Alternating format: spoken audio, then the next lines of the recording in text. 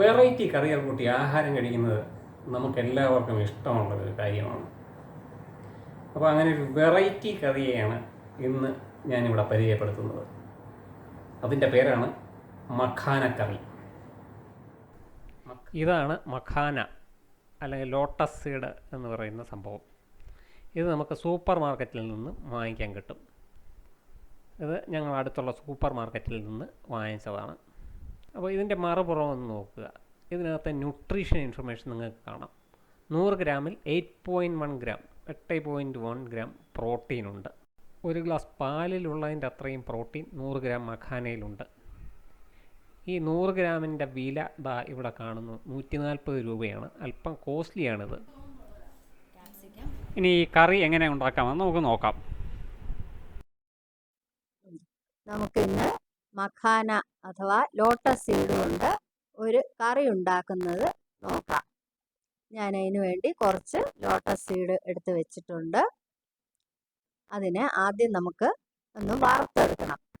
കറി ഉണ്ടാക്കുന്നതിന് വേണ്ടി ആദ്യത്തെ സ്റ്റെപ്പ് എന്ന് പറയുന്നത്, നമ്മൾ ഈ ലോട്ടസ് സീഡിനെ കുറച്ച് എണ്ണയിൽ ഒന്ന് ചൂടാക്കി എടുക്കണം. നല്ലോണം ചൂടാക്കി എടുത്താൽ മതി. എണ്ണയിൽ ഒരുപാട് എണ്ണ ഒഴിച്ച് വറുക്കണ്ട. ശകലം എണ്ണ ഒഴിച്ച് അതിലൊന്ന് പെരളാൻ മാത്രം കുറച്ച് ഒരു സ്പൂൺ 1.5 സ്പൂൺ എണ്ണ ഒഴിച്ച് അതിലേക്ക് ആ എണ്ണ ഒന്ന് ചൂടാവുമ്പോൾ നമ്മൾ ആ ഗ്യാസ് അങ്ങ് ഓഫ് ചെയ്യണം. ഗ്യാസ് ഓൺ ആക്കിക്കൊണ്ട് അതിൽ മുളക് പൊടി ഒന്നും ഇട്ടാൽ ശരിയാവില്ല, അത് കരിഞ്ഞു പോവും. അതുകൊണ്ട് എണ്ണ ചൂടായി കഴിയുമ്പോൾ ഗ്യാസ് ഓഫ് ചെയ്യുക. അതിനുശേഷം അതിലേക്ക് ശകലം മുളക് പൊടി ശകലം ഉപ്പും ചേർത്ത് ആ എണ്ണ നല്ലോണം ഇളക്കണം. അതിനുശേഷം ആ ലോട്ടസ് സീഡ് അതിലേക്ക് ഇടുക. എന്നിട്ട് അതിലേക്ക് ഈ മുളക് പൊടിയും ഉപ്പും നല്ലോണം പറ്റണം. ഇപ്പോൾ മുളക് പൊടിയും ഉപ്പും എല്ലാം അതിൽ നല്ലോണം പരണ്ടിട്ടുണ്ട്. ഞാൻ നേരത്തെ കുറച്ച് വറുത്ത് വെച്ചിരുന്നതും കൂടെ ഇതിലോട്ട് ആഡ് ചെയ്തിട്ടുണ്ട്. ഇനി നമുക്ക് ഗ്യാസ് ഓണാക്കി അതിനെ വീണ്ടും നല്ലോണം ഒന്ന് ചൂടാക്കി എടുക്കണം. നല്ലോണം അത് നല്ല ക്രിസ്പി ആയിട്ട് വരണം. അത്രയും നേരം അത് നല്ലോണം തീ കുറച്ച് ഫ്ലെയിം കുറച്ച് വെച്ചിട്ട് നല്ലോണം ഒന്ന് വറുത്തെടുക്കണം. നമ്മൾ ലോട്ടസ് സീഡ് വറുത്ത് മാറ്റി വെച്ചു. പിന്നെ അതിൻ്റെ ഗ്രേവിക്ക് വേണ്ടിയ സാധനങ്ങളാണ് ഇനി. അതൊന്ന് നമ്മൾക്ക് അരച്ചെടുക്കണം. അതിന് വേണ്ടി ഞാൻ 2 വെളുത്തുള്ളി അല്ലി എടുത്തിട്ടുണ്ട്. ഒരു വലിയ സവാള എടുത്തിട്ടുണ്ട്. അതിനെ കഷ്ണങ്ങളായിട്ട് അരിഞ്ഞിട്ട് കൊടുക്കുക. ഒരു തക്കാളിയും കൂടെ, ഒരു വലിയ തക്കാളിയും കൂടെ അതിലേക്ക് ചെറിയ കഷ്ണങ്ങളായിട്ട് അരിഞ്ഞിട്ട് കൊടുക്കുക. വെളുത്തുള്ളി, സവാള, തക്കാളി, അതിനൊപ്പം കുറച്ച് അണ്ടിപ്പരിപ്പ്. അതിൻ്റെ ഗ്രേവിക്ക് ഒരു കൊഴുപ്പ് വരാൻ വേണ്ടിയിട്ടാണ് കുറച്ച് അണ്ടിപ്പരിപ്പും കൂടെ അതിലേക്ക് ചേർത്ത് കൊടുക്കുക. ഇനി ഇതെല്ലാം കൂടെ നമ്മൾ മിക്സിയിലിട്ട് നല്ലോണം അരച്ചെടുക്കണം. വീണ്ടും പാൻ ചൂടാക്കി അതിലേക്ക് എണ്ണ ഒഴിച്ചു കൊടുക്കുക. എണ്ണ ചൂടായി വരുമ്പോൾ അതിലേക്ക് ഒരു കഷ്ണം കറുവാപ്പട്ട, ഒരു ബേ ലീഫ്, 2 ഗ്രാമ്പു, 2 ഏലക്ക, കുറച്ച് പെരിഞ്ജീരകം, ഇതെല്ലാം കൂടെ എണ്ണയിലോട്ട് ഇട്ട് കൊടുക്കുക.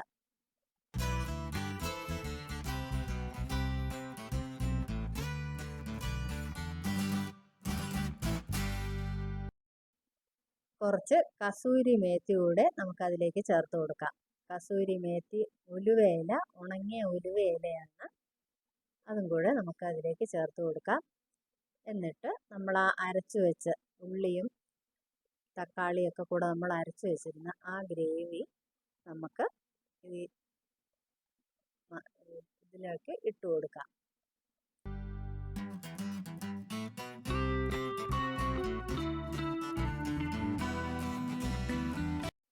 പിന്നെ അതിന് ആവശ്യത്തിന് ഉപ്പ്.